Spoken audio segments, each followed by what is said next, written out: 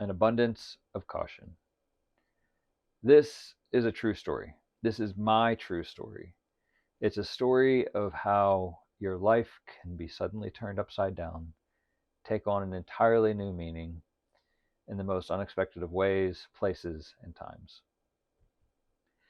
It was August 31st, 2022, and I found myself halfway around the world in a little country called Georgia on the southern border of Russia. We were there for a multinational training exercise.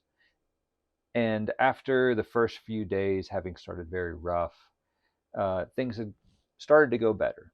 We had a pretty good day, and I was pretty happy. I was in a good mood.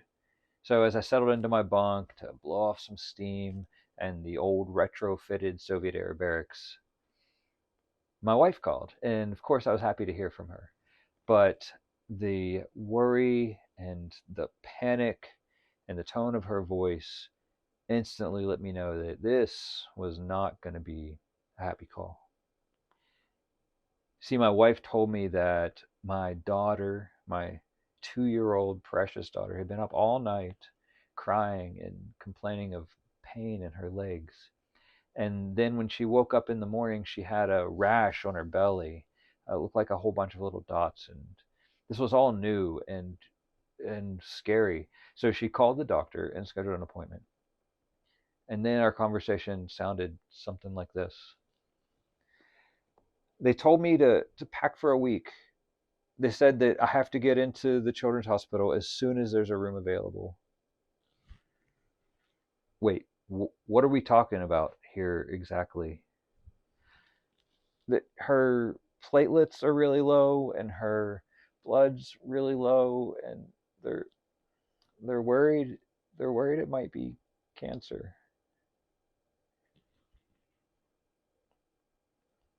She barely got the last word out.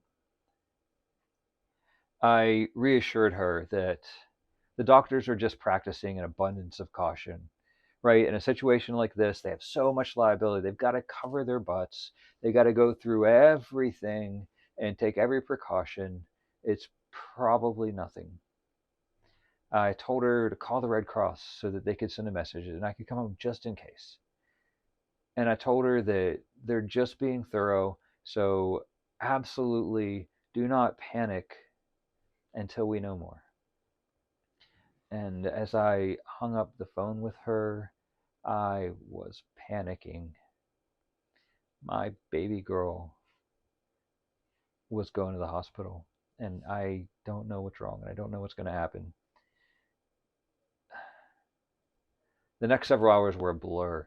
Uh, I had to call a whole bunch of people, make travel arrangements. I got the next flight out of there, which was 5 in the morning, and it was already like 10:30 at night there. Several American and Georgian officials had to be woken up in the middle of the night to approve me going home. I had to schedule a taxi and pack my stuff. And about 2 in the morning, I finally make my way to the front gate, and I'm sitting in the taxi, and the Georgian Defense Force head of security comes and meets me, and he gives me his personal card, and he says, "Hey, if anything goes wrong, just give me a call on my personal cell phone number." Okay. Like if the taxi driver tries to overcharge you, okay, or if he veers off the route that's on your GPS, okay, or if he does anything suspicious, you call me. Okay, yeah, of course. And then he goes to the Georgian taxi driver and he says some words to him in a very firm way.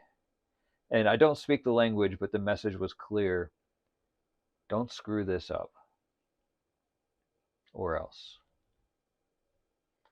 And so we take off. And the poor taxi driver, he drives as slow as I've ever seen a Georgian taxi driver drive, which is still pretty fast, but much slower than my normal experience there.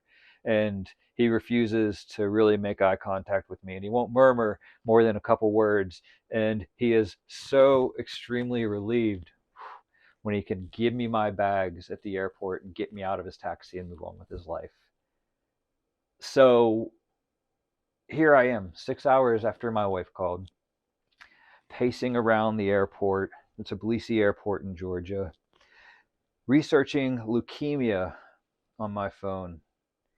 You see, my wife had updated me, and it was no longer an abundance of caution. It was no longer just being thorough. They'd confirmed the diagnosis. They were at the hospital. My daughter, my 2-year-old daughter, my sweet, goofy Laurel, has cancer.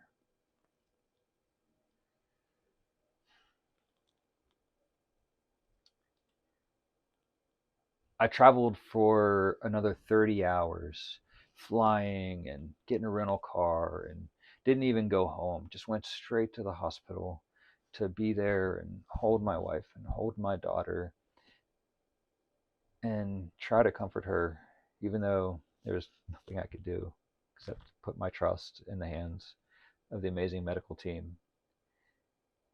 As I'm recording this, that was about 5.5, 6 months ago. Uh, but to be honest, it feels like it has been one long, drawn out, nerve wracking, painful, frustrating journey to get back home, to get back to some sense of normal. And I don't know if I will ever get back to normal. I think that a part of me will always feel the way that poor Georgian taxi driver felt. Terrified that any little problem can suddenly become an absolutely devastating event. Because I now know that an abundance of caution can so easily become a fight to save your child's life. And I now know how quickly a good day can turn into a parent's worst nightmare. And the moral of the story is not to take for granted the things in our life that are so precious. Our family, our friends, our loved ones, our our children. There might come a time in your life when you never again get to take them for granted. So start loving them now.